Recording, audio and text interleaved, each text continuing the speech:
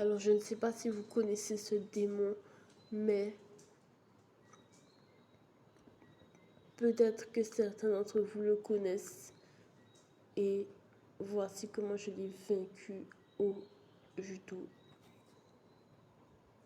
Alors il était une fois, que voilà, j'étais en train de faire le sport de combat et puis je m'entraînais dard, vraiment super, vraiment.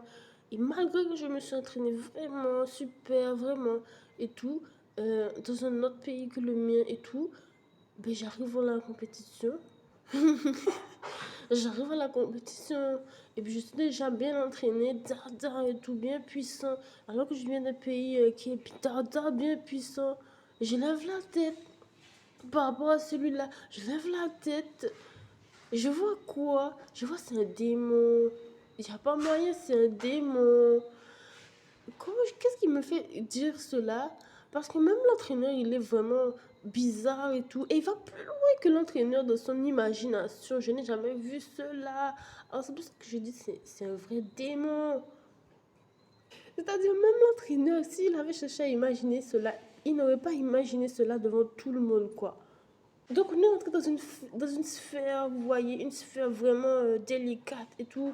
Et puis je commence à regarder l'arbitre parce que dans ses gestes et tout, dans son regard, quoi, ben je commence à comprendre que je suis dans une situation bien bizarre, bien délicate que l'arbitre ne décèle pas. Donc je suis là et tout, je suis dans une catégorie qui est quand même skinny, il faut le dire.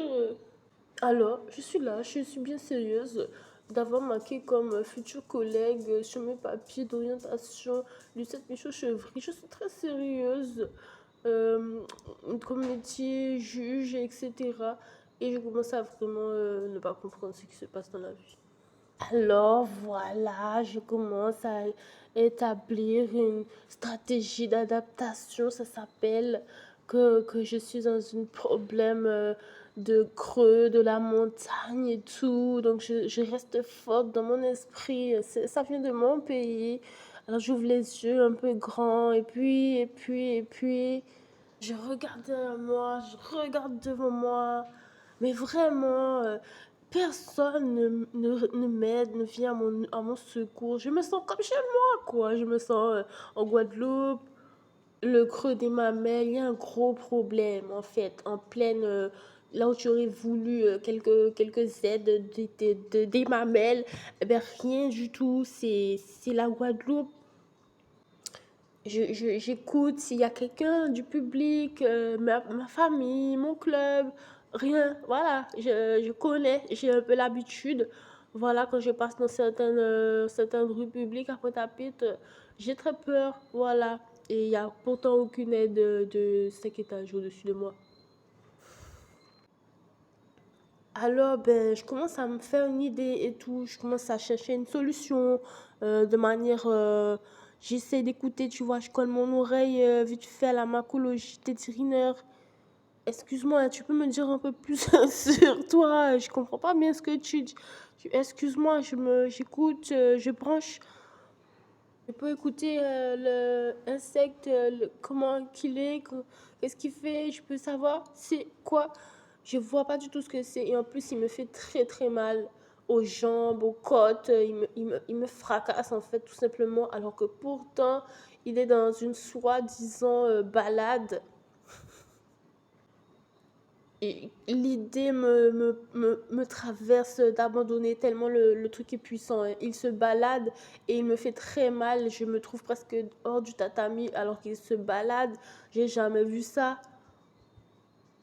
Pourtant, j'aime la balade et je vous dis, hein, je m'entraîne dardard. Hein, je suis même pas dans ce combat très local. Dans mon esprit, je suis au loin. Alors, je comprends pas ce qui se passe et il faut que je réagisse tout de suite. Ce genre de moment un peu panique. Donc tu observes l'insecte des Antilles, Guyane et plus, etc.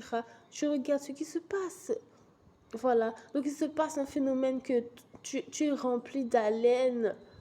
Tu vois, tu n'as pas demandé, mais tu es rempli d'haleine, de force et de on ne sait quoi. Tu n'as rien demandé.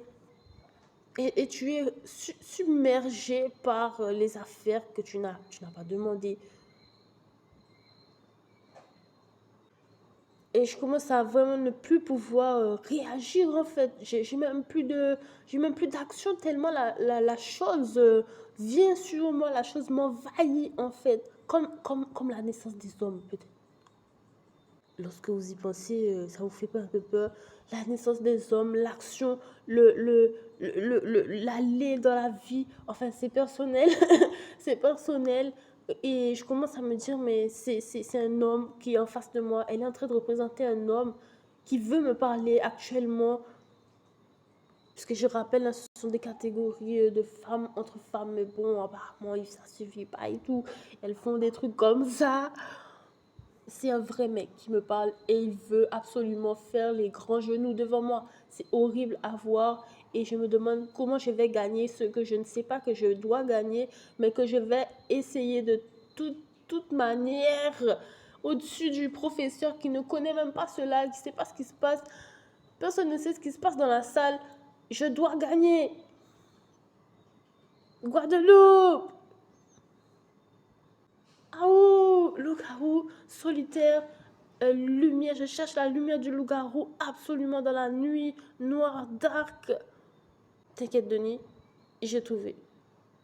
Donc j'essaye une fois de voir comment l'arbitre ne me donne pas ma sanction là de l'autre côté. De l'autre côté, parce que ça ne vient pas de moi. J'essaye de voir que les jambes viennent dans mon ventre et tout.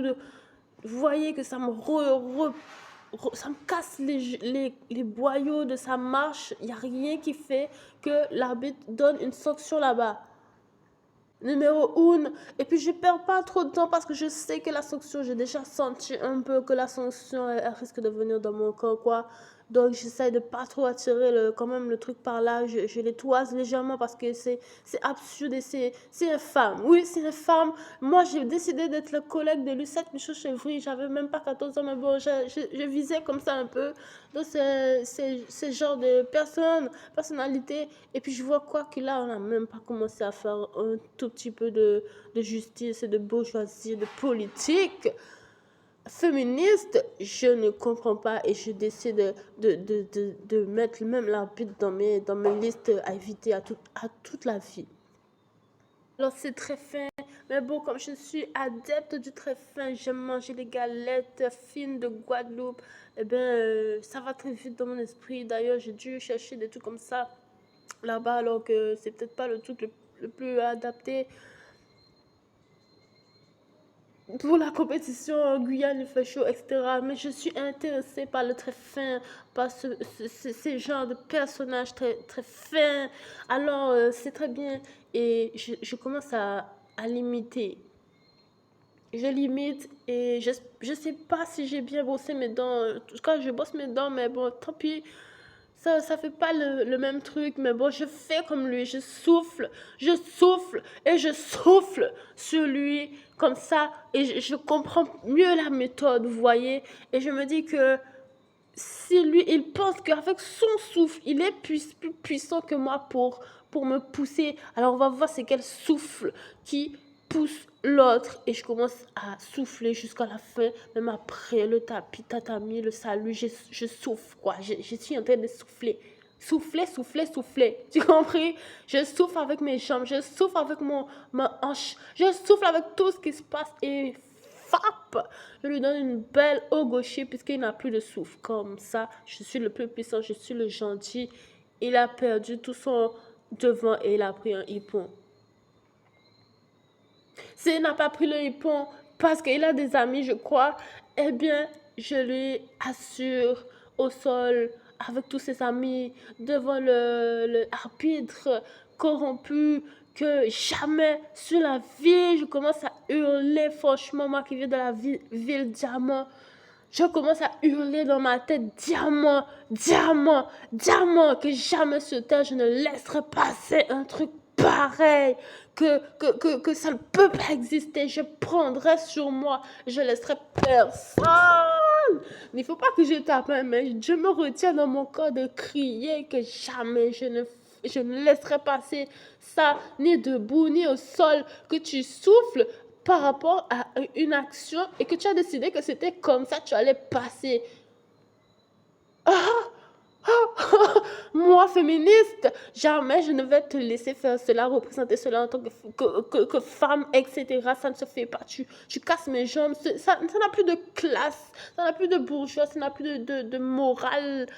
On n'est même plus dans un art martial. Tu t'es laissé aller. C'est limite, tu ne laisses pas tomber ton talon. Je crie, les gars, dans ma tête, de mes yeux translucides que c'est pas possible et j'ai fini. Voilà, j'ai fini mon combat. Je suis un peu choquée et je sens que les choses vont évoluer, que des grandes choses m'attendent dans le monde, dans ce monde du judo, du sport. Et voilà, je suis très fière de moi. C'est tout ce qu'il fallait. Il fallait remporter ce combat et donner une morale positive. De grandes choses m'attendent que je n'avais pas prévues, mais que je sentais déjà venir et c'est la réalité qui se manifeste. Limite, ton pantalon ne tombe pas et tu nous démontres que intersexe, il vient dans l'affaire. Intersexe, c'est pas possible. On vient de te demander, t'es une fille ou t'es un garçon. Alors voilà, eh bien, je décide comme ça que je gagne. Je gagne quand même parce que si tu sais, ce type pour prendre le souffle comme ça, ben c'est moi qui il vient, il prend le tien, d'accord? Il vient, il sort,